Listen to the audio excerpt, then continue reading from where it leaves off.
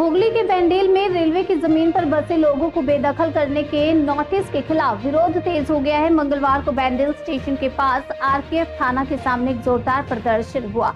इस विरोध प्रदर्शन का नेतृत्व चुनचुड़ा के विधायक असीत मजूमदार ने किया। उनके साथ तृणमूल कांग्रेस के ओबीसी मोर्चा और महिला मोर्चा के नेता और कार्यकर्ता भी मौजूद थे। प्रदर्शनकारियों ने हाथों में झाड़ू लेकर प्रतीकात्मक विरोध जताया और कहा कि पुनर्वास के बिना एक भी व्यक्ति को हटाना अन्याय होगा। रेलवे ने जो बेदखली नोटिस जारी किया है उसका स्थानीय जनता और नेताओं ने विरोध किया है। उनका कहना है कि पहले सुरक्षित पुनर्वास की गारंटी दी जाए, फिर कोई कार्रवाई हो। विधायक ने ये भी चेतावनी दी है कि अगर रेलवे ने नोटिस वापस नहीं लिया तो आंदोलन और तेज किया जाएगा। लोगों ने मानसून की बारिश के बीच भी बड़ी संख्या में पहुंचकर प्रदर्शन को समर्थन दिया।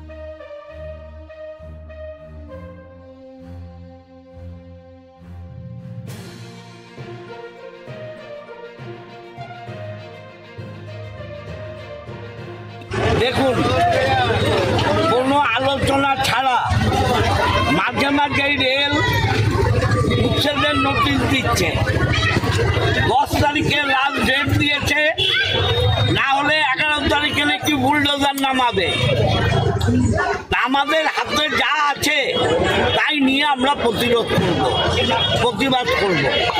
যারা উচ্ছেদের নোটিশ পেয়েছে তাদের বাড়ির মহিলা বাচ্চা তারা সবাই এসছে, কিন্তু প্রাকৃতিক এই বিপর্যয়ের জন্য আগামীকাল আমরা অবস্থানে যাব সকাল 10টা থেকে বিকেল 4টে। এই আন্দোলনের কি হাতিয়ার কি মুঙ্গেরের লাঠিয়া ঝাঁটা?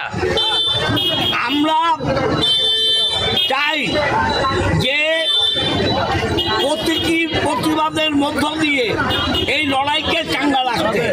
তাই মুঙ্গেরের লাঠি এবং ঝাঁটা ঘৃণার প্রতীক।